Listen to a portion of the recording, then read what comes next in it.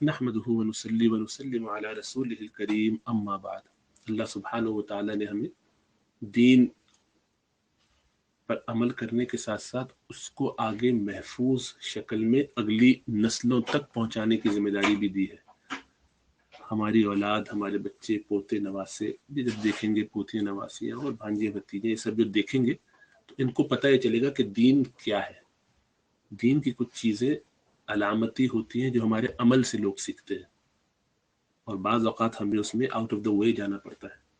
कुछ ऐसे काम भी करने पड़ते हैं कि जिसकी गुंजाइश हो, लेकिन तक़वा के जो मदारिज हैं उसमें पहला हुक्म तो आप जानते हैं कि क्या, कि हर उस चीज़ को छोड़ दिया जाए कि जो हमें अल्लाह से दूर करने वाला हो, यानी कुफ्र।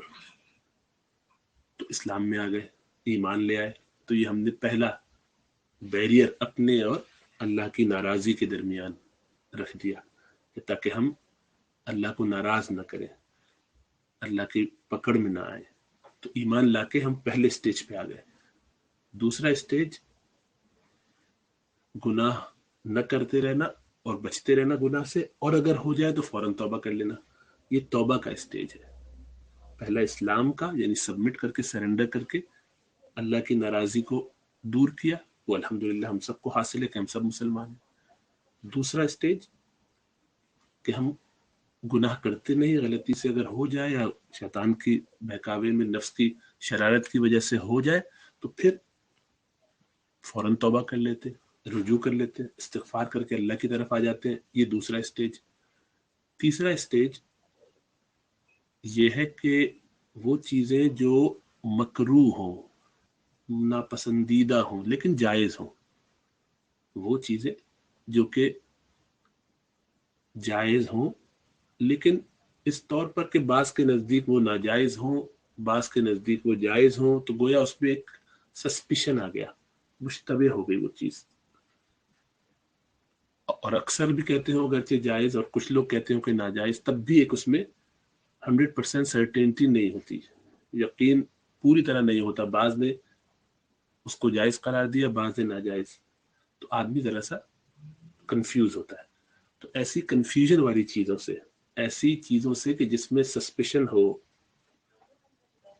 जिसमें शुभा हो, तो शुभे की चीज़ों से बचना, ये अगला दर्जा, इसको कहते हैं वरा। अल्लाह के रसूल सल्लल्लाहु अलैहि वसल्लम ने फरमाया कि जो शख्स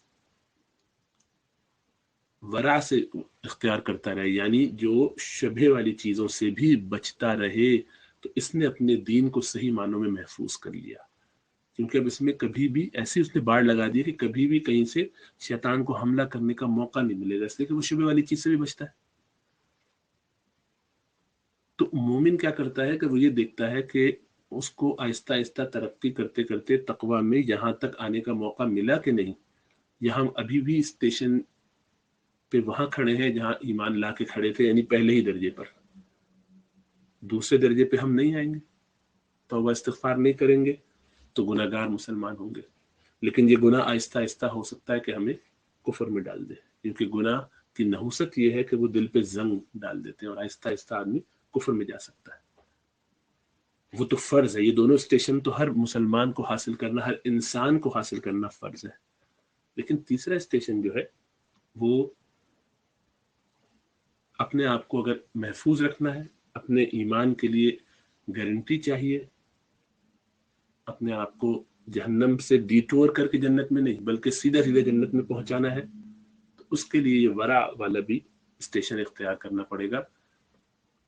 वैसे तो ईमान लाने के बाद अल्लाह सारे गुनाह माफ फरमा दे, अल्लाह बादशाह है, और खाली आदमी गुनाहों से बचता रहे, शुबहात से न बचे, तब भी अल्लाह जन्नत में डाल दे जिसको चाहे। लेकिन अल्लाह का कुर्ब हासिल करने के लिए, जन्नत में बहुत ऊंचा मकाम हासिल करने के लिए, अंबिया, सिद्दीकीन, शुहदा और सालिहीन के साथ अगर अपना हशर चाहिए, तो उसमें ज़रूरी है कि आदमी मुश्तबा चीज़ों से बचे। इससे ऊपर के जो दो दर्जे हैं, जैसा इमाम इब्न जुज़ई अल कल्बी रहमतुल्लाह अलैह ने अपनी तफसीर में बयान फरमाया, जैसा उलमा बयान फरमाते हैं, हदीस से मुस्तंबत है, तो उनको छोड़ देते हैं सरेदस्त। लेकिन ये जो दर्जा है तीसरा, वरा वाला, इसमें हमें बहुत ज़्यादा एहतियात करनी चाहिए। कोशिश करनी चाहिए कि हम इस दर्जे पर आ जाएं, इस मकाम पर आ जाएं। अल्लाह सुब्हानहू व तआला हमें तौफीक अता फरमाए। तस्वीर का भी यही हुक्म है। जो स्टैटिक तस्वीर होती है उसके बारे में अभी भी अक्सर लोगों की राय यही है कि वो नाजायज़ है और हराम है। वीडियो फिल्म के बारे में, वीडियो जो बनाई जाती हैं उसमें ज़्यादातर की राय ये है कि उसमें गुंजाइश है। तो जब तक शरई ज़रूरत न हो उससे बचना चाहिए। किसी भी जानदार की तस्वीर, मर्दों, औरतों, बच्चों की, किसी की भी। इसी तरह तस्वीर खींच रहे हैं लेकिन स्कार्फ के साथ, निकाब के साथ, ये मर्द हजरात पूरा एहतमाम अच्छे लिबास में पहन के कर रहे हैं, तब भी बचना चाहिए। इसलिए कि ठीक है उसमें बेपर्दगी नहीं होगी, लेकिन अल्लाह के हुक्म का हमने एक दर्जे में मजाक बनाया। या अल्लाह, जैसा कि असहाबुस सब्त करते थे, हफ्ते वाले दिन तो हमने नहीं मछलियां पकड़ी, बल्कि उस दिन गढ़ा जुमे को खोदा था हमने, और इतवार वाले दिन जब उसमें मछलियां आ गई तो हमने ली। या हमने बच्चों की तस्वीर लगाई, वो तो महरम है, वो तो मासूम है, वो तो छोटे हैं। या हमने एक बिल्ली की तस्वीर क्यूट सी लगा दी है। तो बात ये नहीं है कि वो, बात ये है कि ये मुश्तबा चीजें हैं। इसके बारे में जैसा अर्ज किया, स्टैटिक तस्वीरें जो खींची जाती हैं, बास का ख्याल ये है कि ये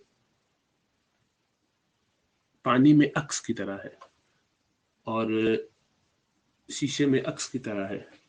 लेकिन दूसरी तरफ ये राय ये है कि नहीं, शीशे में अक्स की तरह की अगर तस्वीर होती है तो शीशे में तो अक्स उसी वक्त तक आता है जब आप उसके सामने हो। आप हट जाइए, पानी के सामने से हट जाइए, झील में देखिए अपने आप को, हट जाइए तो तस्वीर नहीं आएगी।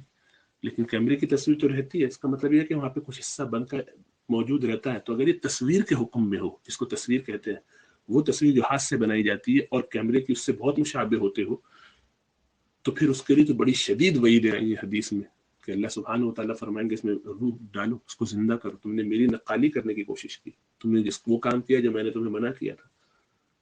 और यही आहिस्ता आहिस्ता चीज लेकर इंसान को बुत परस्ती की तरफ जा सकती है। और आजकल ये अनयूजुअल नहीं है, लोग अपने फेवरेट स्टार्स की और सेलिब्रिटीज की तस्वीर लगाते हैं और उनको आइडल ही कहते हैं बाकायदा आइडल।